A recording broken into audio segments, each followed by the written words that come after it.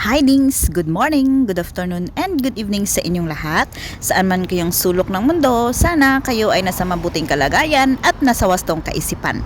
For today's video, super late na talaga to Dings kasi noong before New Year pa ito, Chinese New Year, as in literal na CNY. Yes, before CNY pa ito nakuha ang video na to. Kasi ngayon lang na-edit dahil nga sa sobrang busy ng inyong manding. So dito, pumunta kami sa mga bahay-bahay ng mga kaibigan at mga kakilala at mga kamag-anak ng aking boss. So ito yung mga basket na may lamang mga kung ano-anong mga anik-anik at mga abubot na mga pinamimigay nila sa mga kamag-anak nila. Kasi tradisyon na talaga ng mga Inchiken na every Chinese New Year or before Chinese New Year ay namimigay sila ng mga hampers or kahit anong bagay na ipinamimigay nila na may mga ampaw or ito mga ganito mga kapag mga kamag-anak nila na mga ka-close nila, mga minsan parang special yung mga binibigay nila, yung mga mamahaling mga pagkain, mga ganun mga pinamigay nila. So dito pumunta kami sa bayaw. Ito yung bahay ng bayaw ng aking boss.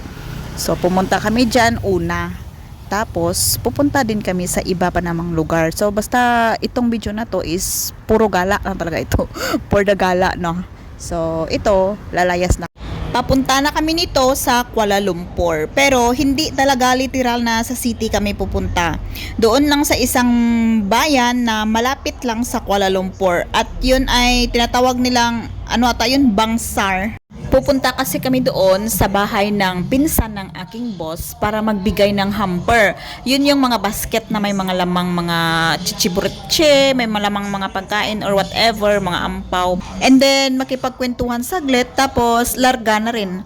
So bali yun lang ata yung kanilang way para makipag-communicate sa kanilang mga kaibigan, mga kapamilya kasi once a year lang talaga sila nagkikita. Kung hindi pa Chinese New Year or hindi pa talaga may okasyon or any occasions na talagang sinasadya. Kumbaga parang kung gusto mo kaming makita, sadyain mo mga ganon. Unlike sa Pinas na kahit araw-araw, kahit wala naman sadya, kahit wala namang okasyon, basta makipagmarites lang. Sila kasi dito iba.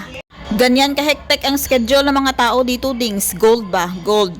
Kaya kahit mga kapitbahay mo dito, bihira mo lang talaga makita kasi madilim pa yung iba umaalis tapos dilim na din pagbalik. So ikaw wala ka talagang panahon na makipagchismisan dito sa kapitbahay nyo.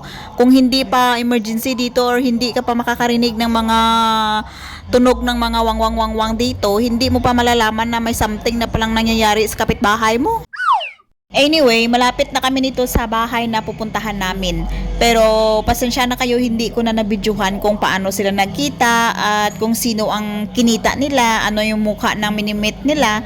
Kasi for privacy din ba or tamad lang talaga ako magpakita sa inyo. Char, joke lang po yun.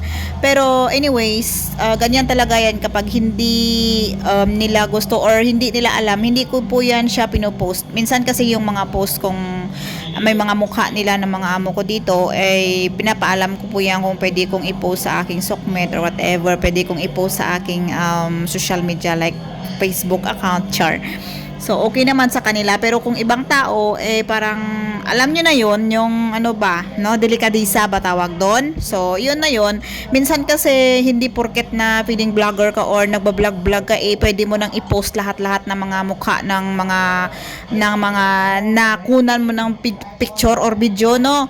Minsan kasi kailangan nyo ding mag-respect, no. Kailangan nyo ding magpaalam muna doon sa taong yon kung pwede ba, kasi minsan yung iba ayaw nila na i-post sila sa Facebook or ayaw nila ng mga social media whatever. Mga ganun ba? Respect na ba tawag yun? Respect.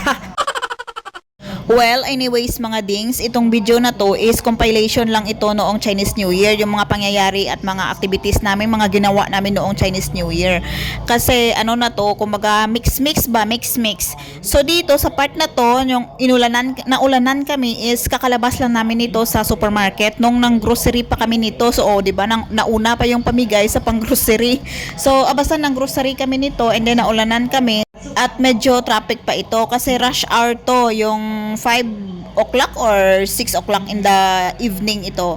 Basta mga ganong oras, medyo rush hour talaga yan, traffic talaga yan dahil pauwi ng mga tao tapos pag pa-dinner yung iba. So busy talaga ang daan yan. Pero isinama ko lang ito kahit wala naman masyadong importante dito sa video na to sa inyong tingin, pero sa akin memorable to. Kumbaga isinama ko lang to dahil for memories ko ba in the future. Kung uuwi na ako, ay abay kapag na-miss ko ang lugar na to, di may titignan ako dito. So video ko to, Facebook ko to, or sukmed ko ito. Kaya pag gusto ako kung ano i-post ko, no? So, move forward na naman tayo sa isa namang activity, no? Dito ang gala namin ay pupunta kami nito sa anak ng kaibigan ng aking alaga.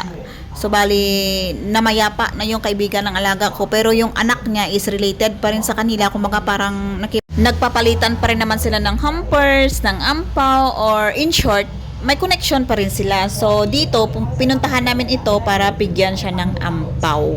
So, ayan, ganyan ang kanilang tradisyon. Every CNY, before CNY, kailangan na silang gumala para mamigay ng red envelope and then mamigay ng mga hampers sa mga relatives nila, friends nila, at mga kakilala nila. Yung nilalaanan talaga nila ng panahon at budget para pamigay lang sa mga kilala nila at sa mga kapamilya, kaibigan, basta ganon. So, in short, medyo malaki-laki talaga lagi ang gastos nila kapag CNY.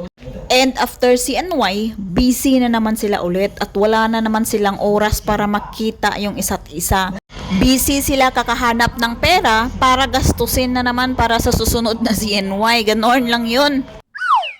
And move forward, so bali dito na naman sa part na to is liliko na naman kami para puntahan yung kaibigan mismo ng aking alaga, yung kapitbahay nila ba dito. So kumbaga yung bahay nila, tapos may kasunod na bahay, tapos sa pangatlong bahay yung kaibigan nila na dito sa Old Fox Home.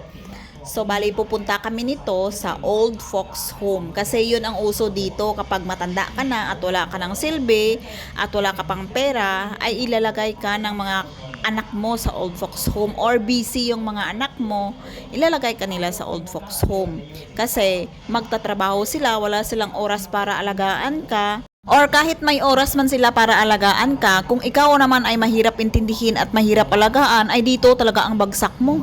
And itong napuntahan namin ay hindi naman masyadong high class ito. And parang volunteer lang ata yung mga nag-aalaga dyan sa mga matatanda, ang sabi ng boss ko. Parang volunteer lang ata dyan, or hindi ko alam, basta parang volunteer yung narinig ko eh. Char, makimarites lang, hindi pa kompleto.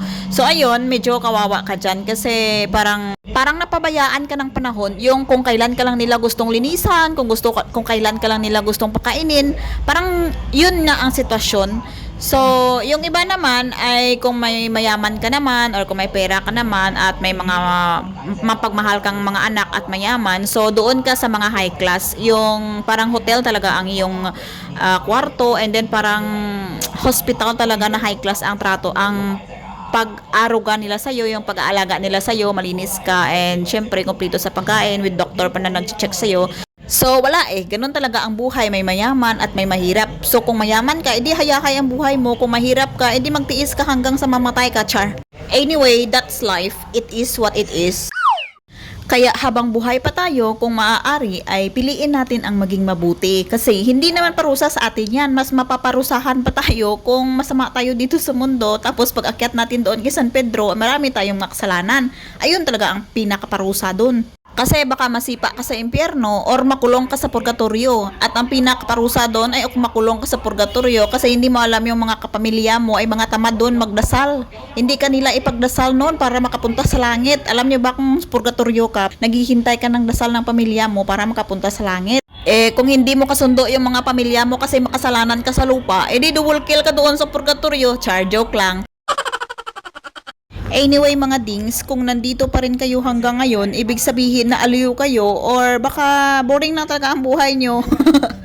Well, thank you sa inyong lahat sa walang sawang pagsuportahan nyo sa akin. So, sana ay wag nyo pong kalimutan mag-subscribe sa aking channel, no? So, thank you everyone and bye!